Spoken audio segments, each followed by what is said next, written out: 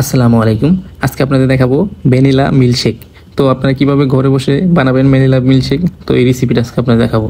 তো এখানে মূলত আমি নিয়ে নিচ্ছি 250 গ্রাম দুধ।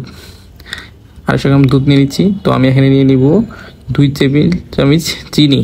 2 টেবিল চামচ চিনি নিয়ে নিব। এখন নিয়ে নিব ভ্যানিলা আইসক্রিম। 2 টেবিল চামচ ভ্যানিলা আইসক্রিম নিয়ে নিব। তো ভ্যানিলা আইসক্রিম নেওয়ার পর এখানে আমি অ্যাড করব বরফ। 4 পিস বরফের টুকরা অ্যাড করব। তো আমি এখন 4 পিস বরফের টুকরা অ্যাড করতেছি। তো অবশ্যই এইভাবে ফলো করলে অবশ্যই আপনারা ঘরে বসে বানাতে পারবেন। তো আমি হালকা একটু দিয়ে দিচ্ছি ভ্যানিলা এসেন্স। তো হালকা করে ভ্যানিলা এসেন্স দিয়ে দিব। তো ভ্যানিলা এসেন্স দেওয়ার পরে এটা আমি ব্লেন্ডারে একটু বিট করব। তো আমি এখন ব্লেন্ডারে হালকা হালকা করে বিট করতেছি। তো এখন বিট করা শেষ হয়ে গেলে আমি একটা গ্লাসে ঢেলে নিব। তো এখন আমার ব্লেন্ড করা শেষ।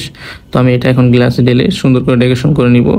তো অবশ্যই আপনারা চাইলে এটা ঘরে বসে বানাতে পারেন, খুব সহজের একটা রেসিপি। তো এখন আমি একটু ভ্যানিলা আইসক্রিম উপরে দিয়ে দিব। উপর দিয়ে একটু স্ট্রবেরি সিরাপ দিয়ে দিব। স্ট্রবেরি সিরাপ দিয়ে একটু অ্যালমন্ড স্লাইস দিয়ে সুন্দর করে ডেকোরেশন করে নিব। তো অবশ্যই ভিডিওটা ভালো লাগলে জানাবেন কেমন লাগলো ভিডিওটা। আরও অবশ্যই এটা ঘরে বসে আপনারা ট্রাই করতে পারেন। অনেকটাই গরমে অনেক মজাদার একটা মিল্কশেক।